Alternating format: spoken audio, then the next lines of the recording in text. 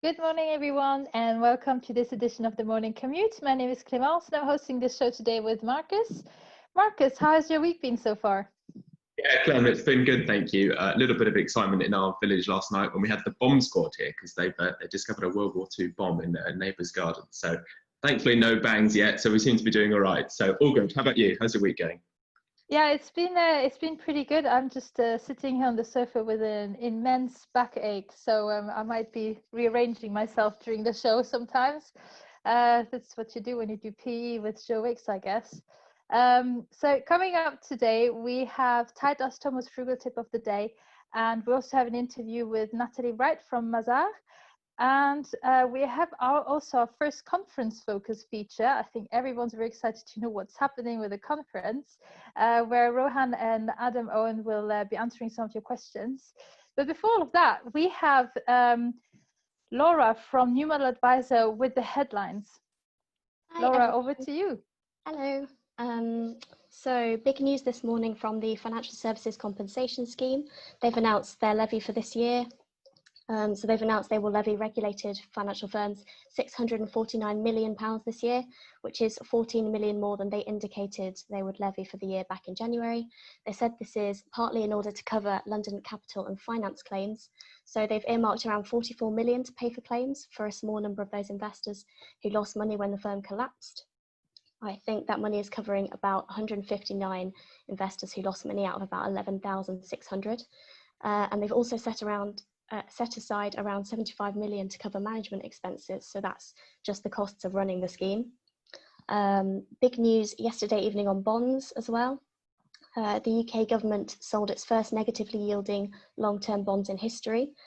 They sold around 3.8 billion of 3-year gilts at a yield of minus 0.003%.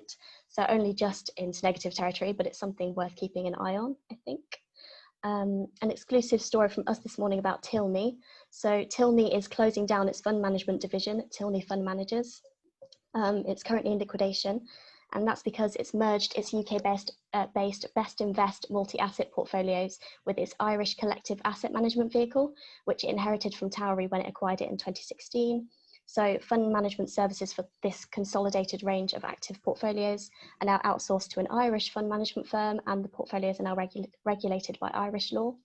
And that merger actually took place in September last year to prepare for Brexit, according to Tilney, because its fund management division used to passport its functions into Ireland and wouldn't be able to do that anymore. Yeah, and that's the big headlines this morning. Morning, Laura. Thanks very much for that. How are you guys set for the rest of the day? What are you looking forward to today? So there's actually quite a few company results out this morning that I haven't looked at yet. I think AJ Bell and Transact are out this morning off the top of my head. So there's sometimes interesting updates in those. And this morning, I've also actually received some up-to-date DB transfer data from Steve Webb that I haven't had a chance to look at yet, but I'll probably put something out on that later today. Brilliant, thank you. Interested to hear what AJ Bell and Transact's been up to tomorrow. Clem, what have we got next? Next, we have Thomas Tight as Tip of the Day. So, Tomo, what's your tip today? It's going to be short and sweet by the sounds of things. Don't get into financial advice because you have to pay ever-increasing financial compensation service, whatever it's called, levies. Eye rolls. Anyway, that's really cheered me up. I've got a real bad bout of hay fever, so I'm on a right grump. So tight-ass grumpy Tom O'Morris today. Anyway, let's lighten the mood. I was listening back to some old financial wellbeing podcasts, is where this all originated, and one that really made me smile was from a fellow Next Gen member, and it was Amir, and his tip was get your children into old Disney movies or old Pixar movies because you can buy the toys cheap secondhand on eBay. So that's not the tip, but I thought that was brilliant. Don't get them into the new stuff where it costs you an absolute fortune to buy any of the merchandise. Get them into the old stuff. So yeah, there you go. Thanks, Amir, for sharing that one. My actual tip today is just pointing you in the direction of some free resource. We all have a bit of time on our hands. We're all maybe thinking about the homes we're living in, maybe tarting them up a bit, maybe we're getting a bit bored of where we're living. And I was pointed in the direction of an app and a website called houzz.co.uk. And that is houzz.co.uk. And it's actually a really, really good website. It offers thousands of internal design pictures, ways in which you can do up your house for free. It's a place where you can find professionals if you don't know anyone already. A real smorgasbord, it's quite a nice word that, isn't it, of user-friendly tools to be able to do up your house. So it's houzz.co.uk. Now I know that might be a little bit of encouraging you to spend money. I get that. It's a bit anti-Tomo, but this is a free resource. You know, ultimately homes are for living in, and we might as well enjoy them if we can. So yeah, thank you, Amir. Thank you, Houzz, and thank you, Financial Services Compensation Scheme. That's me. Thank you very much, Tomo. Okay, so next we have an interview with Natalie Wright from Mazar. Hi, Natalie. Hi. How are you today? I'm good, thank you. Are you? I'm very good. So I'd just like to interview you and get to know you a little bit, present you to the next gen community. So you started the profession as a power planner in 2001. And what do you think has changed between then and now for people wanting to join the profession? Okay. Well, started in 2001 actually as an administrator and did a brief stint in compliance, but let's not talk about that. Then moved to paraplanning. And I guess in some ways the landscape's changed massively if I think back to when I did start. And in some ways, unfortunately, not changed so much. Let's start with what has changed. So I put off becoming a planner for years because the focus was always about selling a product. And I remember going out to client meetings with other, let's say, planners loosely, at the time, and just thinking, God, I do not want to do this. This is not what I want to do for a living, because the idea of selling something just scared me, to be honest. But we do sell something, we just don't sell a product, we sell a service with tangible benefits. And once I started reframing that and thinking about actually the benefits that we can give to clients and the way we work, totally made me think differently about the profession and what we do. But unfortunately, some of that still goes on. We are seeing a big change in it, which is great. Another thing that I think hasn't changed so much, unfortunately, is the number of women in the profession. So if I think back to the conferences that I used to go to or events, and, you know, being one of maybe 2 or 3 women in a room of 100, now maybe one of 8 or 9 at a push. So it's changed a bit, but it's not changed much. All right. I think I would agree with you. Sometimes I think when I joined the profession, that wasn't too long ago. I can see there it's quite diverse, but I found myself more than once being the only woman somewhere or one of the very, very few. And then I think all the women I usually saw were sort of profession veterans like you. And so I was sort of like a little newbie there. But okay, so you've started as administrator, you did compliance, you did power planning, now you're an advisor. And how did you find the transition from power planning to advising? And what tips would you give others who may be working through that switch today, such as myself? I'll be honest, I found it really difficult. I'd not focused enough on the skills that I needed to become a planner. And actually, I think, gosh, how long have I been a planner now? 8 years, I think. At the time, and the scheme that I was involved in with regards to training, it was very much, I'd been a paraplanner. Okay, we'll give you this opportunity to be a planner. There's 12 months of training, and then that's it. You'll go out and see clients. Which at the time I thought, okay, this is what everyone's doing, that's fine. And I focused loads on the theory side of it, on exams. I really equipped myself well with exams, and that gave me some good, you know, that gave me some good skills, gave me confidence. So that helped from that side of it. But I completely underestimated how important it was to gain the soft skills, to understand the you know, how to empathize, the way to question, the way, you know, how to properly listen, all the things that we probably take for granted. I'd had no guidance on really that side of things. It had always been about, well, you know, this is the structure of something, or this is the end point we need to get to. And I've not focused enough on it. And I think if I can give one tip to anyone coming through the profession, and probably, well, I am preaching to the converted, it is look to the community, look to other people. There are so many people who are willing to offer advice, guidance, tips, you know, who'll challenge you, who'll coach you, mentor.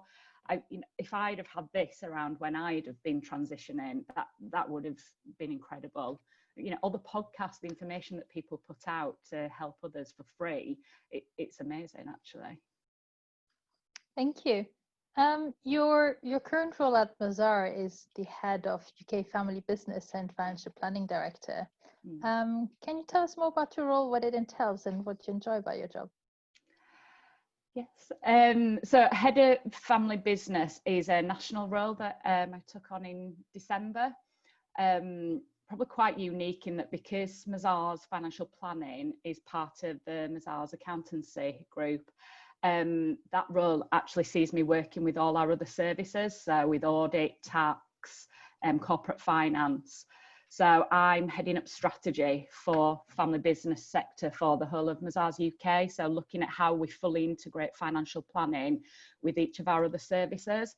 And it puts us in a unique position really, because there's no other top 10 accountancy firm in the UK doing that. So that's a real exciting growing area of the business for us. And that's really my focus for this year. Then financial planning director, I am based in Leeds. I head up the team that focused on advising privately owned businesses and their families. I work with a number of families, mainly over 2 generations, and I love nearly every aspect of my job, to be honest. I think you've got to, you know, the amount of time that we spend at work, if you don't enjoy it, you shouldn't be doing it. I totally agree. I think it's important to find something you like, because then it's like you're not working. Well, I wouldn't go that far. Well, not every day and everything, but in certain aspects, sometimes just the feeling you haven't done anything and actually done a lot. It pushes you to achieve more.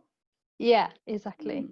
So Mazar have also a successful graduate program, and I was aware of it because when I actually was at university, I saw Mazar advertised and had a booth and everything. So tell us a little bit more. We didn't do well enough if we didn't get you on board. I think it was very, because it was Bristol University, it was very targeted at you're gonna get an accountant and become like a management accountant and do consultancy. They didn't tell you about financial planning at all, actually, which was a shame. But anyways, Mazar has the graduate program, and I think it would be interesting to tell us a little bit more about that, because outside of Paradigm Norton, I, for example, wasn't quite aware there are financial planning graduate programs, and so also to tell us, you know, why it's important to recruit new people, especially maybe graduates, into the profession. Yeah, so we started our graduate program probably around 20 years ago now. We've actually got 2 partners within the firm who started on the trainee planner graduate scheme and made it all the way through, then became directors and partners of the firm. And up until probably about 10 years ago, we took 1 or 2 people a year.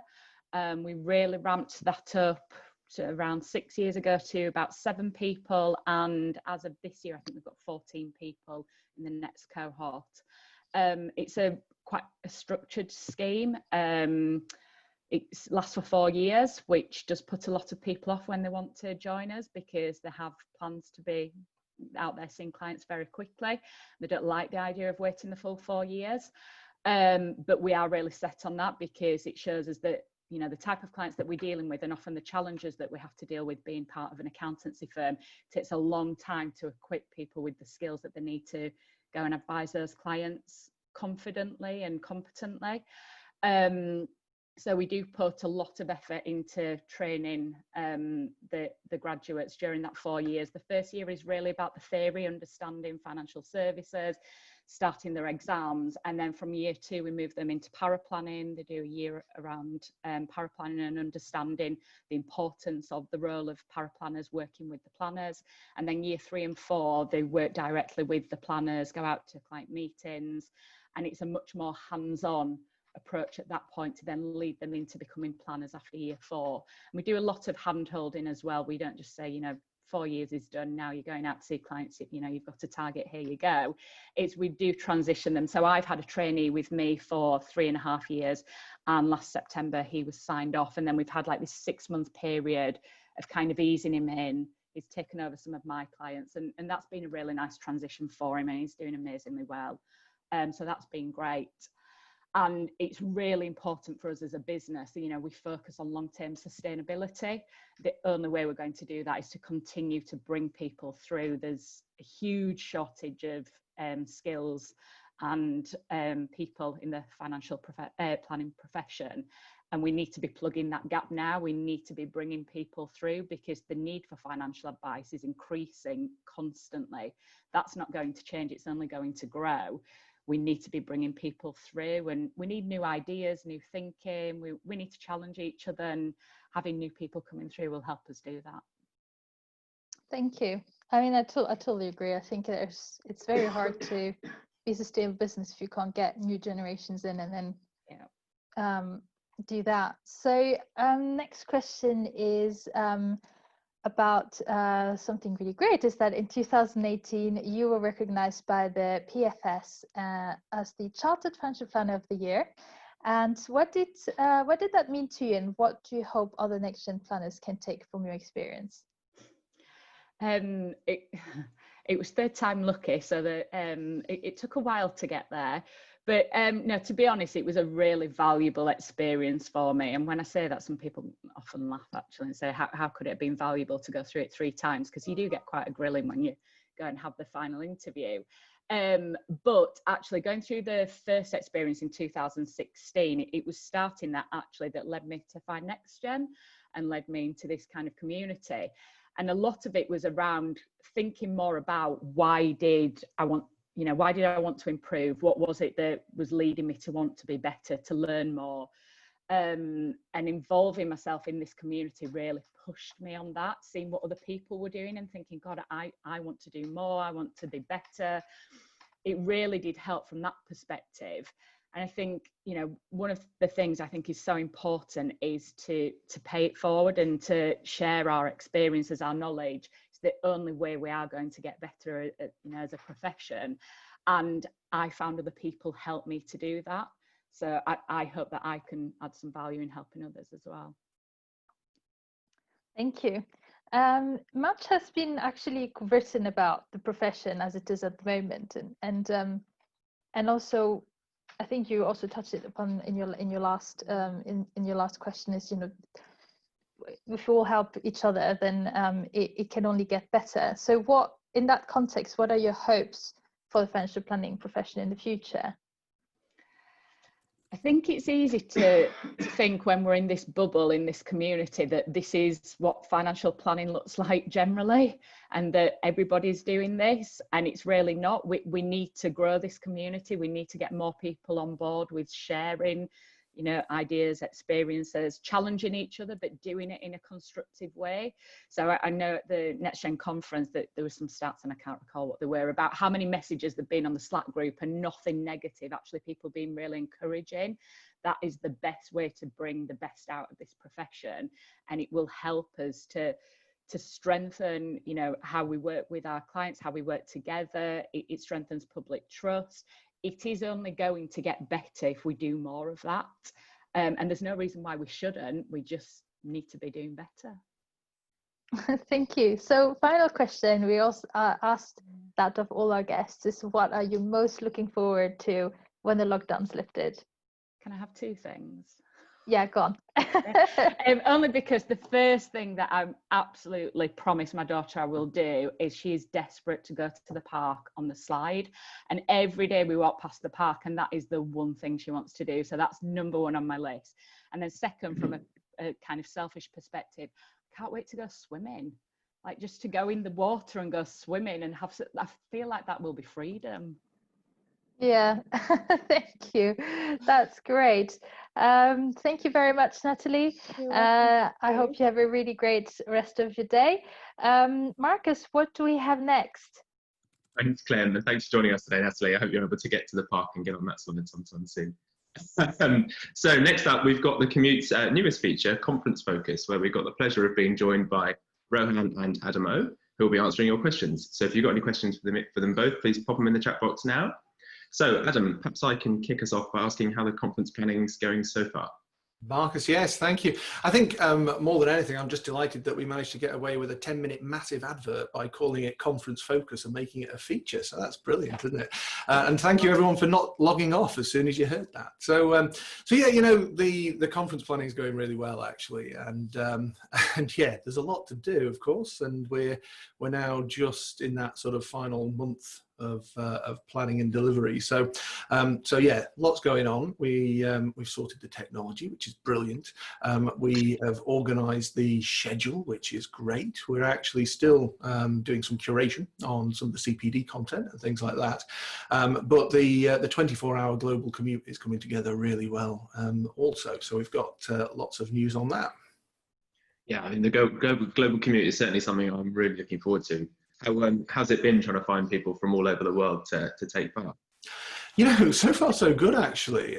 It's interesting. We actually we set out on the idea of the global commute. For those who don't know, the plan is to take the Morning Commute show, to take this that we're doing now, and to actually run it for 24 hours all the way around the world. And so we'll do an 8:30 show every morning in each time zone, which. When I sort of sat there one Sunday morning, I thought, wouldn't that be a nice thing to do? Seemed like a great idea at the time. But of course, we have to deliver it now. And the one thing that you notice when the whole thing's going on, we actually plotted out where all the time zones are. And there's a big chunk of the world where actually it's really hard to find financial planners. As you sort of pass over Greenland and things like that, then it gets really quite obscure.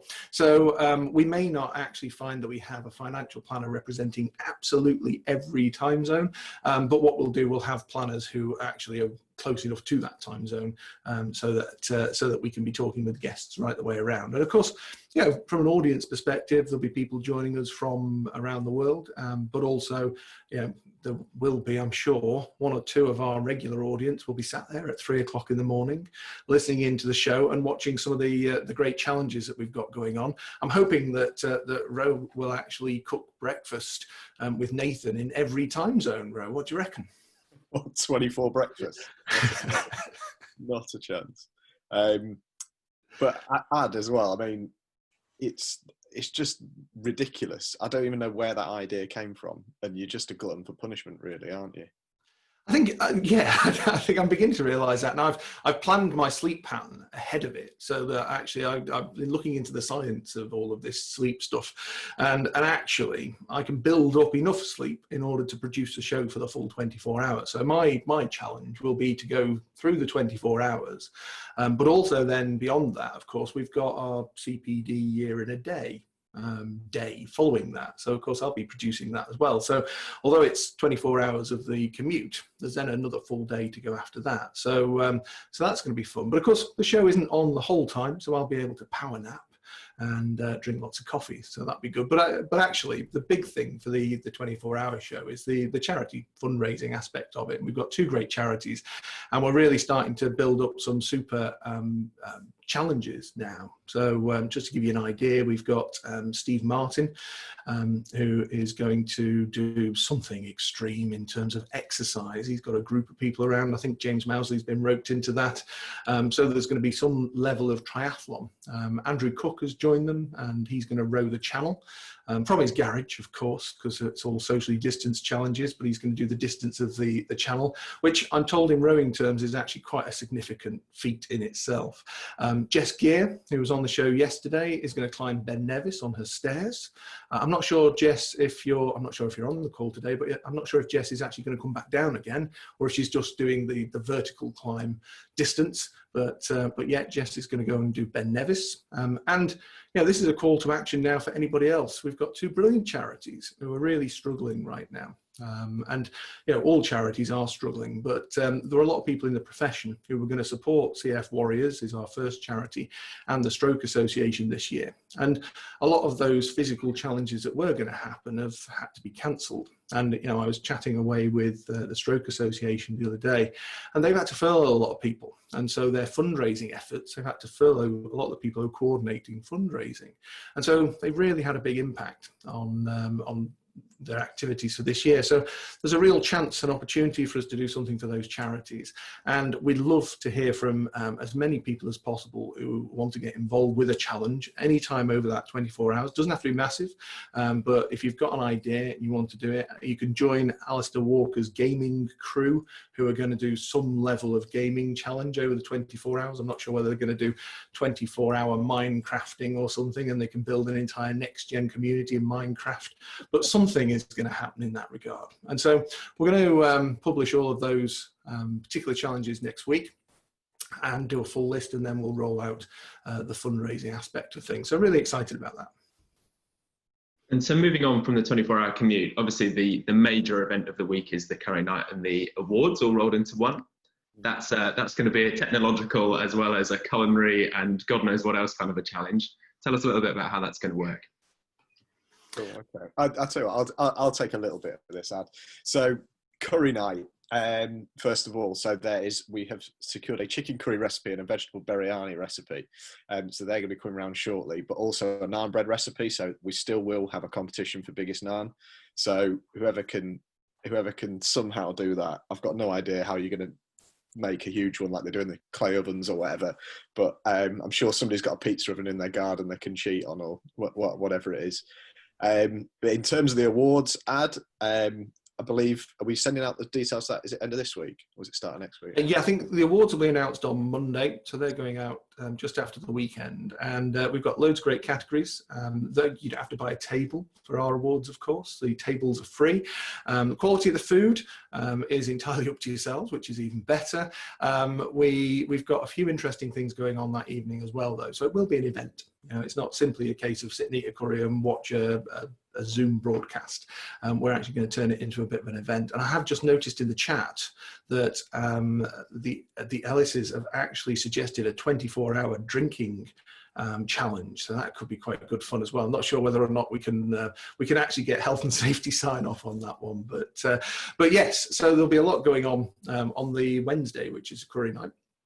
Before that, of course, we have the serious business of CPD development. So on the Tuesday, we've got our Your CPD Year in a Day. So 35 hours of CPD across 5 key topics. Of course, you won't be able to watch all 35 hours in the 7-hour window, but all of that will be available to our conference delegates after the fact. And so it just creates a huge resource of CPD just in that one day. And we thought, why not? There's an opportunity here in this week to galvanize everybody together and actually to get people doing some really great stuff.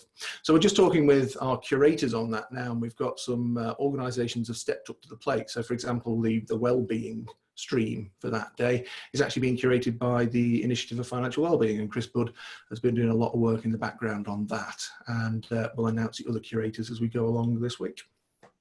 Awesome. Oh, guys, it just sounds absolutely fantastic. Just as we move to the end of this segment, I assume we're going to be doing this every week until the end of the morning commute in a few weeks' time. Final question. Obviously, we like to think that we're a giving community. Is there anything that we can be doing to help you guys out in the last couple of weeks before this all kicks off?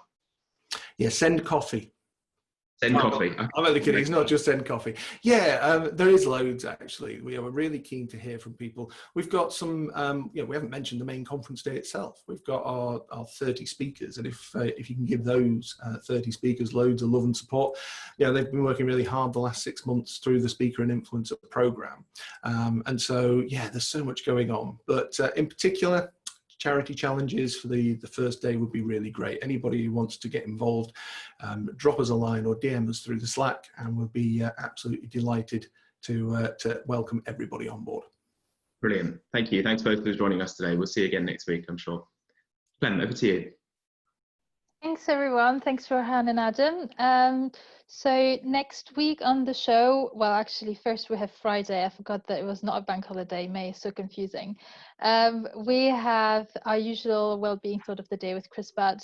We have our usual fitness focus with Steve Martin. And we then have also an interview with Natalie Bell from the Verve Group. And then looking ahead to next week, we've got another week of packed week of guests, including Justin King joining us for the first time, and the first bunch of our Next Gen 20 speakers from the conference. So that's about us for the day. Thanks very much, guys. Have a wonderful day. We'll see you tomorrow. Cheers. Bye-bye. Bye.